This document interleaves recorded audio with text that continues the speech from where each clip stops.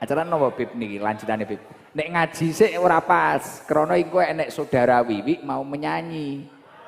Mending nyanyi sik, terus ngaji, terus engko dilebur dosa. Istighfar. Nggih ngoten to Bib. Kula manut jenengan sing putune Rasulullah Bib. Saestu. Nyanyi sareng nggih. Ya.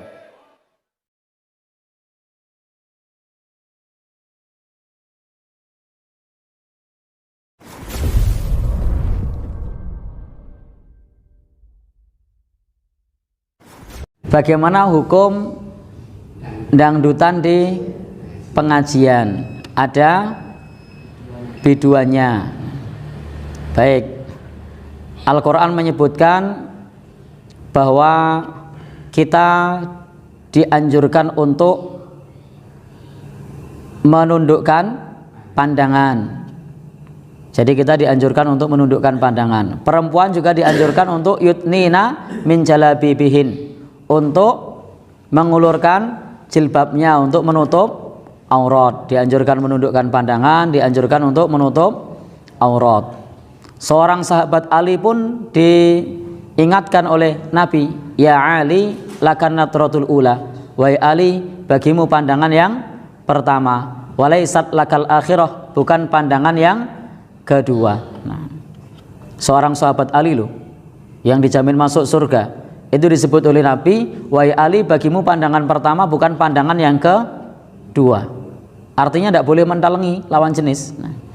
Nah ini kemudian ditampilkan di pengajian.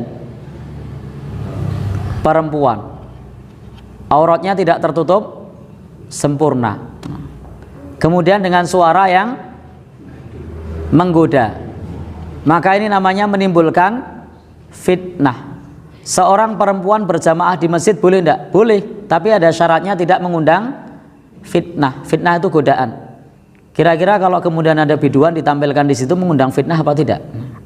Jelas mengundang fitnah. Kira-kira laki-laki kemudian menatap apa tidak? Ya menatap. Nah, maka jelas di sini ketika pengajian itu adalah mengajak orang untuk ketaatan kepada Allah, tapi kemudian ketika ada biduan berarti mengajak bermaksiat kepada Allah Subhanahu wa ta'ala, karena larangan bagi laki-laki untuk menatap perempuan.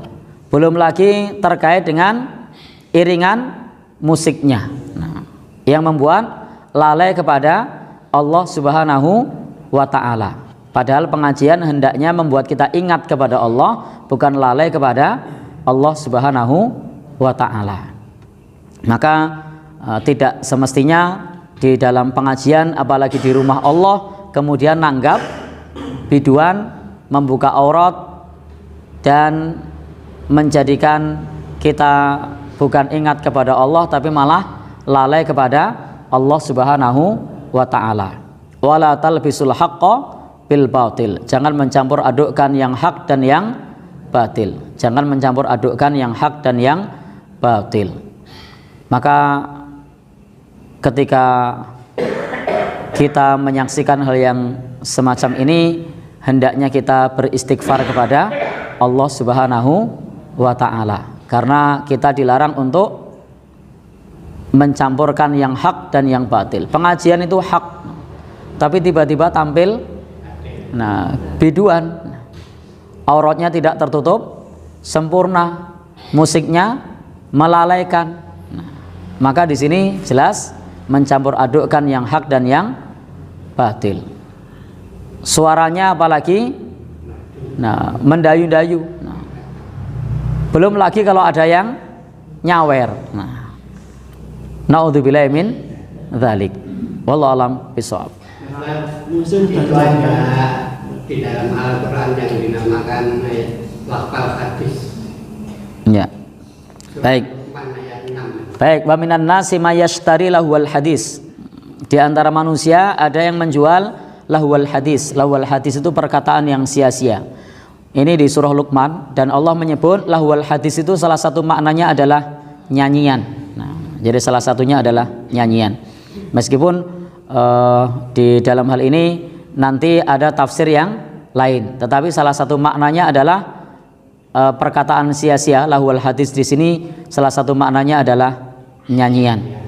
Belum lagi nanti tentang mengenai masalah hukum musiknya. Artinya di sini tidak dan bukan pada tempatnya ketika meletakkan biduan perempuan tidak menutup aurat dengan sempurna dengan musik yang melalaikan, sementara di situ pada saat event pengajian.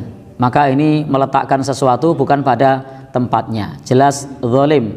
Itu adalah wad'u syai' fi ghairi mahallihi, meletakkan sesuatu yang bukan pada tempatnya.